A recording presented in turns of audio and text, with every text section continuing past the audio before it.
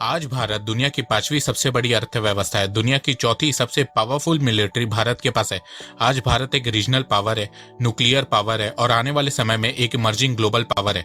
भारत का influence internationally हर साल बढ़ता जा रहा है। ग्लोबल लेवल पे अब भारत को महत्व दिया जाता है, भारत की बात सुनी जाती है। भारत का 201 देशों के साथ डिप्लोमेटिक रिलेशन है और 27 देश जैसे कि France, Russia, US, UK, China, Australia, Saudi Arabia, south Korea, Japan, Israel, UAE और दो ग्रुप यूरोपियन यूनियन और आसियान के साथ स्ट्रेटेजिक पार्टनरशिप है। पहले भारत की फॉरेन पॉलिसी सिर्फ 4 देश पाकिस्तान, चाइना, यूएसए और रशिया के आसपास घूमती रहती थी, पर अब आपको भारत की मौजूदगी America, Europe, Africa, Middle East, Asia हर जगह में देखने को मिलेगी।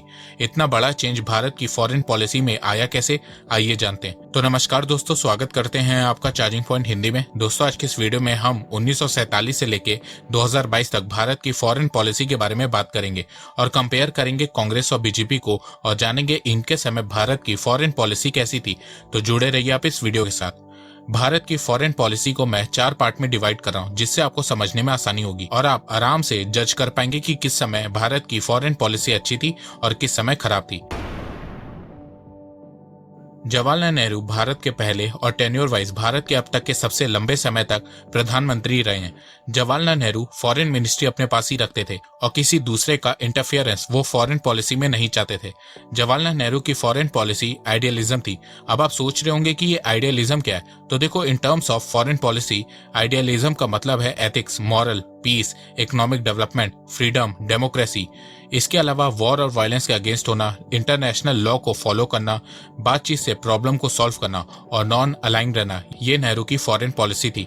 जवाहरलाल नेहरू की फॉरेन पॉलिसी कुछ मामलों में सही थी, जैसे कि non alignment movement. Non alignment movement Nehru ji का अच्छा डिसीजन था। भारत न्यूट्रल रहेगा, किसी भी ग्रुप में शामिल नहीं होगा। ये पॉलिसी भारत को आज तक फायदा पहुंचा रही है, पर बहुत जगह नेहरू जी की फॉरेन पॉलिसी बैकफायर कर गई थी। जैसे कि कश्मीर को लेकर नेहरू जी की पॉलिसी बैकफायर कर गई थी। नेहरू ही पहले इंसान थे जो कश्मीर इशू को यूएन लेके गए थे। उन्हें लगता था कि चीजें इंटरनेशनल लॉ से सॉल्व हो जाएंगी, बातचीत से सॉल्व हो जाएंगी, पर नेहरू का ये डिसीजन गलत निकला और इस गलत फैसले के चलते आज तक कश्मीर का मुद्दा बना हुआ है। इसके अलावा चाइना को लेकर नेहरू की फॉरेन पॉलिसी बहुत गलत साबित हुई।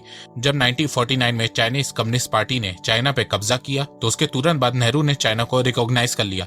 वेस्टर्न कंट्रीज चाइना को रिकॉग्नाइज नहीं कर रही थी, पर नेहरू को वर्ल्ड लीडर बनना था, तो वो चाइना का पक्ष दुनिया के सामने रखने लगे। इसके अलावा जब चाइना ने तिब्बत पे कब्जा किया, नेहरू ने तब भी चाइना को रिकॉग्नाइज कर लिया था। 1954 में चाइना के साथ पंचशील एग्रीमेंट साइन किया, जो 1962 वॉर में बैकफायर हुआ।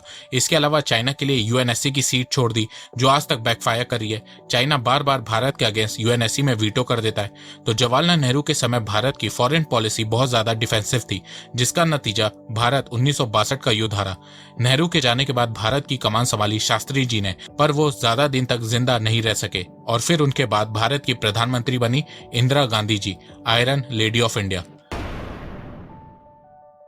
इंदिरा गांधी के समय भारत की फॉरेन पॉलिसी एग्रेसिव और नेशनल इंटरेस्ट से भरी हुई थी। इंदिरा गांधी जी का एक ही मोटिव था कि पहले भारत के नेशनल इंटरेस्ट के बारे में सोचना है और भारत को भारी दुश्मनों से सुरक्षित करना है। इंदिरा गांधी जी को नेशनलिस्ट लीडर भी कहा जाता है। इनके लिए भारत देश सबसे पहले था।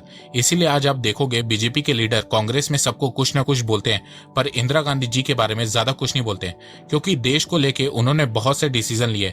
जैसे कि 1967 में चाइना के साथ भारत का दूसरा युद्ध हुआ, जिसमें चाइना बुरी तरह हारा। फिर उसके बाद 1971 में पाकिस्तान को 2 हिस्सों में तोड़ा और बांग्लादेश बनाया। 1974 में स्माइलिंग बुद्धा नाम से न्यूक्लियर टेस्ट किया। खालिस्तान को खत्म करने के लिए ऑपरेशन ब्लू स्टार किया। भारत के नेशनल इंटरेस्ट को प्रोटेक्ट करने के लिए रॉ का फॉर्मेशन किया।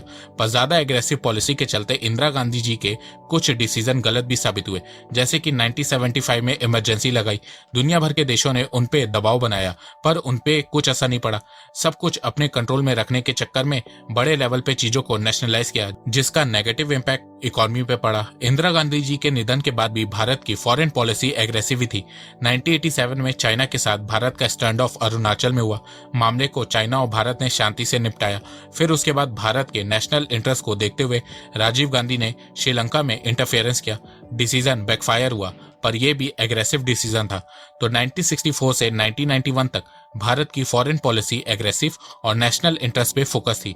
वैसे दोस्तों, अगर आपको भारत की फॉरेन पॉलिसी के बारे में और डिटेल से जानना है तो इसके बारे में आप द इंडिया वे की बुक समरी कुकू एफएम पे सुन सकते हैं। इस बुक समरी में भारत के वर्तमान विदेश मंत्री जयशंकर जी ने भारत की फॉरेन पॉलिसी के बारे में खुल के बताया। कुकू एफएम भारत का लीडिंग ऑडियो शो प्लेटफॉर्म है जिसमें 10,000 से ज्यादा ऑडियो बुक है। सबसे अच्छी बात यह है कि ये मेड इन इंडिया पे और इसकी रेटिंग 4.5 स्टार है। अगर आपके पास पढ़ने का टाइम नहीं रहता या आपको पढ़ना बोरिंग लगता है तो अब आप कुकू एफएम ऐप की मदद से कभी भी और कहीं पे भी द इंडिया वे की बुक समरी को सुन सकते हैं। इस बुक समरी में प्राचीन भारत से लेके अब तक भारत की विदेश नीति के बारे में बताया गया है। कुकू एफएम ऐप का ईयरली सब्सक्रिप्शन 399 रुपए का है। अगर आप मेरे थ्रू इस ऐप में रजिस्टर करेंगे और कूपन कोड CPH50 का यूज करेंगे तो पहले 250 यूजर को 50% का डिस्काउंट मिलेगा। मतलब आपको साल भर के लिए 399 रुपए के बजाय सिर्फ 199 रुपए देने होंगे, जो 1 रुपए पर डे से भी कम है। तो इंतजार किस बात का है, लिंक डिस्क्रिप्शन में दी गई है। कुकू एफएम ऐप को डाउनलोड करिए और अपनी नॉलेज को बढ़ाइए। 1990 में जहां एक तरफ सोवियत यूनियन टूट गया था, वहीं भारत एक बहुत बड़े इकोनॉमिक क्राइसिस से गुजर रहा था, जिसके चलते भारत की फॉरेन पॉलिसी में बहुत बड़े चेंजेस देखने को मिले। भारत की फॉरेन पॉलिसी का मेन फोकस भारत की इकोनॉमिक सिचुएशन को सुधारने पे हो गया था। भारत वेस्टर्न कंट्रीज के साथ अपने रिलेशन को सुधारने में लग गया था। 1991 के बाद भारत ने बहुत से देशों के साथ स्ट्रेटेजिक रिलेशन स्थापित किए। China, Japan, south Korea, Vietnam, Singapore और आसियान देशों के साथ रिलेशन को इम्प्रूव किए। वहीं वेस्टर्न कंट्रीज जैसे कि United state, United kingdom, Canada, France, Germany के साथ रिलेशन सुधारे। पर इकोनॉमी को सुधारने के चक्कर में भारत की फॉरेन पॉलिसी डिफेंसिव हो गई थी, जिसके चलते कश्मीरी पंडितों का जेनोसाइड और एक्सोडस देखने को मिला। भारत सरकार ने उनके लिए कुछ नहीं किया। 1999 में जब अटल जी आए तो भारत की फॉरेन पॉलिसी थोड़ी बहुत एग्रेसिव हो गई थी। भारत ने न्यूक्लियर टेस्ट किया था, कारगिल वॉर में पाकिस्तान को धूल चटाई थी, पर अटल जी का टेन्योर 5 साल का था। अटल जी के जाने के बाद भारत की फॉरेन पॉलिसी फिर से डिफेंसिव हो गई थी। पाकिस्तान भारत पर अटैक करवाते जा रहा था और भारत कुछ नहीं कर रहा था। इसके अलावा चाइना के अगेंस्ट तो भारत की फॉरेन पॉलिसी इतनी ज्यादा डिफेंसिव हो गई थी कि ऐसा लग रहा था कि नेहरू जी का एरा वापस आ गया। भारत ने चाइना बॉर्डर पे कंस्ट्रक्शन को रोक दिया था। पता नहीं उस समय कांग्रेस के लीडर चाइना में कौन सी डील कर आए थे कि उसके बाद भारत ने अपना मार्केट चाइना के लिए खोल दिया। मनमोहन सिंह जी के टेन्योर के समय ही भारत और चाइना का ट्रेड बढ़ना शुरू हुआ था। इसके अलावा चाइना श्रीलंका में अपना इन्फ्लुएंस बढ़ाया जा रहा था, तो उस समय मनमोहन सिंह जी की फॉरेन पॉलिसी गायब थी। 2004 से 2014 के बीच भारत की फॉरेन पॉलिसी इतनी ज्यादा बेकार और डिफेंसिव हो गई थी कि भारत को सब देश हल्के में लेने लगे थे। जहां 10 साल 2004 से 2014 के बीच भारत की फॉरेन पॉलिसी बर्बाद थी, वहीं 2014 के बाद भारत के फॉरेन पॉलिसी के गोल्डन डेज शुरू हुए। अब तक आप लोगों ने इकोनॉमिक टर्म्स में आत्मनिर्भर सुना होगा, पर अगर आप भारत की फॉरेन पॉलिसी ध्यान से देखोगे तो भारत की फॉरेन पॉलिसी 2014 के बाद आत्मनिर्भर हो गई है। आज भारत के रिलेशन यूएस के साथ भी अच्छे हैं, रशिया के साथ भी अच्छे हैं। भारत के रिलेशन इसराइल के साथ भी अच्छे हैं, मिडिल ईस्ट कंट्रीज के साथ भी अच्छे हैं। भारत के रिलेशन साउथ कोरिया के साथ भी अच्छे हैं, जापान के साथ भी अच्छे हैं, यूरोपियन यूनियन के साथ भी अच्छे हैं, अफ्रीकन यूनियन और आसियान कंट्रीज के साथ भी भारत के रिलेशन अच्छे हैं। भारत एक तरफ जहां ब्रिक्स का पार्ट है तो दूसरी तरफ क्वाड का भी पार्ट है। बस गिने चुने कुछ देश है जिनके साथ भारत के रिलेशन अच्छे नहीं है, और वो देश पाकिस्तान, चाइना और टर्की हैं। 2014 से जब से बीजेपी सत्ता में आई है तब से भारत की फॉरेन पॉलिसी यूएस, यूके और वेस्टर्न कंट्रीज को लेकर चेंज हुई है। पहले भारत इन देशों की सिर्फ सुनता था, पर अब भारत इन्हें सुनाता है। रशिया यूक्रेन कॉन्फ्लिक्ट में वेस्टर्न कंट्रीज भारत पे कंटिन्यूअस प्रेशर बनाई जा रही हैं। हर समिट में वेस्टर्न कंट्रीज भारत को रशिया के खिलाफ एक्शन लेने को बोल रही हैं, पर भारत अपनी फॉरेन पॉलिसी पे खड़ा हुआ है। भारत रशिया के खिलाफ कुछ नहीं बोल रहा है, और ये चीज वेस्टर्न कंट्रीज को खटक रही है। इसके अलावा वेस्टर्न कंट्रीज के द्वारा लगाए जा रहे तमाम प्रेशर के बावजूद भारत रशिया से बड़ी मात्रा में तेल खरीद रहा है, और ये चीज भी वेस्टर्न कंट्रीज को खटक रही है। भारत के फॉरेन मिनिस्टर जयशंकर जी ने साफ साफ कह दिया है कि भारत न रशिया के साथ है न यूक्रेन के साथ है, भारत सिर्फ अपना फायदा देख रहा है। इसके अलावा जब से मोदी सरकार आई है तब से पाकिस्तान को लेकर भी भारत की फॉरेन पॉलिसी चेंज हुई है। अगर पाकिस्तान भारत पर अटैक करवाता है तो भारत अब स्ट्राइक करता है, आर्टिकल 370 को हटाता है। भारत की स्ट्रांग फॉरेन पॉलिसी का एग्जांपल आप ये देख सकते हो कि जब भारत ने कश्मीर से आर्टिकल 370 हटाया था तब कोई भी बड़ा देश भारत के अगेंस्ट कुछ नहीं बोला। पाकिस्तान हर प्लेटफॉर्म पे चीखा, पर हर जगह उसे मुंह की खानी पड़ी। इसके अलावा भारत अपनी फॉरेन पॉलिसी के दम पे दुनिया में पाकिस्तान को आइसोलेट कर रहा है। इस समय अगर वर्ल्ड लेवल पे पाकिस्तान आइसोलेटेड है तो उसमें सबसे बड़ा हाथ भारत का है। भारत ने अपनी डिप्लोमेसी और सॉफ्ट पावर के दम से पाकिस्तान को ग्लोबली आइसोलेट करके रखा है।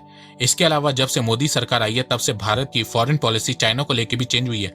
भारत चाइना के अगेंस्ट डिफेंसिव पॉलिसी को त्याग चुका है और धीरे धीरे चाइना के अगेंस्ट एग्रेसिव पॉलिसी अपनाता जा रहा है। भारत बहुत तेजी से इंडिया चाइना बॉर्डर पे रोड का कंस्ट्रक्शन कर रहा है। भारत पाकिस्तान और चाइना को लेकर चाणक्य नीति अपना रहा है। चाणक्य का कहना है कि अगर आपका पड़ोसी देश आपका दुश्मन है तो उसके पड़ोसी देश को अपना दोस्त बना लो। भारत के रिलेशन पाकिस्तान के साथ अच्छे नहीं है तो भारत पाकिस्तान के पड़ोसी देश अफगानिस्तान और ईरान से अच्छे रिलेशन बना के रखा हुआ है। अफगानिस्तान को लेकर भारत की फॉरेन पॉलिसी तालिबान के आने के बाद भी बदली नहीं है। जब तालिबान ने अफगानिस्तान पे कब्जा किया था तब पाकिस्तान कह रहा था कि भारत की इन्वेस्टमेंट अफगानिस्तान में डूब गई है, पर हुआ इसका उल्टा ही। तालिबान ने कह दिया है कि हमारी भारत से कोई दुश्मनी नहीं है और तालिबान को आए 1 साल हो चुके हैं और भारत की इन्वेस्टमेंट अफगानिस्तान में अभी भी प्रोटेक्टेड है। इसके अलावा भारत अफगानिस्तान की फाइनेंशियल हेल्प भी कर रहा है, अनाज पहुंचा रहा है। भारत अपनी सॉफ्ट पावर अफगानिस्तान में बढ़ाई जा रहा है। इसी तरह भारत के रिलेशन चाइना के साथ भी अच्छे नहीं है तो भारत चाइना के पड़ोसी देश साउथ कोरिया, जापान, आसियान देश, वियतनाम, श्रीलंका, भूटान, नेपाल के साथ अच्छे रिलेशन बना रहा है। चाइना को काउंटर करने के लिए भारत नेपाल, भूटान और श्रीलंका की फाइनेंशियल हेल्प कर रहा है। भूटान में Bharat 4 hydro electric power station और डैम बना रहा है। नेपाल में अब तक का सबसे बड़ा डैम भारत बना रहा है। इसके अलावा भारत श्रीलंका की हर लेवल पे मदद कर रहा है, पर अभी भारत के मना करने के बावजूद चाइनीज शिप हम्बरटोटा पोर्ट में लैंड हुई है, तो इस चीज को भी भारत बहुत क्लोजली मॉनिटर कर रहा है और इसका तोड़ भी भारत जल्दी निकालेगा। इसके अलावा चाइना को काउंटर करने के लिए भारत क्वाड ग्रुप का भी पार्ट बन गया है। तो ये सब देख के साफ नजर आ रहा है कि भारत की फॉरेन पॉलिसी आत्मनिर्भर हो गई है और ये बात तो अब हमारे दुश्मन देश भी बोल रहे हैं। देखो, इस समय भारत की फॉरेन पॉलिसी इतनी ज्यादा इंडिपेंडेंट हो गई है जितनी पहले कभी भी नहीं थी और फ्यूचर में भारत जितना इकोनॉमिकली पावरफुल होगा उतनी ही भारत की फॉरेन पॉलिसी और ज्यादा स्ट्रांग होगी। तो दोस्तों, आपको क्या लगता है कि किस समय भारत की फॉरेन पॉलिसी सबसे ज्यादा अच्छी थी और किस समय खराब थी? आप अपनी राय मुझे कमेंट सेक्शन में जरूर से बताइएगा। और हाँ दोस्तों, भारत की फॉरेन पॉलिसी के बारे में डिटेल से जानने के लिए कुकू FM ऐप को डाउनलोड करके द इंडिया वे की बुक समरी को सुनना मत भूलना। अगर आप मेरे थ्रू इस ऐप में रजिस्टर करेंगे और कूपन कोड CPH50 का यूज करेंगे तो पहले 250 यूजर को 50% का डिस्काउंट मिलेगा। तो इंतजार किस बात का, लिंक डिस्क्रिप्शन में दी गई है। कुकू FM ऐप को डाउनलोड करिए और अपनी नॉलेज को बढ़ाइए। तो दोस्तों, मुझे लगता है कि अब आपको सब समझ में आ गया होगा। तो अगर आपको ये वीडियो पसंद आए तो आप इस वीडियो को लाइक कीजिए और अब आप मुझे सपोर्ट भी कर सकते हैं पेट्रियन और यूट्यूब में ज्वाइन बटन के थ्रू। एक बात मैं कहना चाहता हूँ, आप जितनी मेरी वीडियोस को शेयर करेंगे उतनी ही रीच मेरी बढ़ेगी और उतने ही लोग मेरे से जुड़ेंगे। तो वीडियो को शेयर करना, चैनल को सब्सक्राइब करना बिल्कुल भी मत भूलिएगा। मैं ऐसे ही एजुकेशनल वीडियोस लाता रहूंगा आप लोगों के लिए। तो अभी तक के लिए बस इतना ही। धन्यवाद। जय हिंद, जय भारत।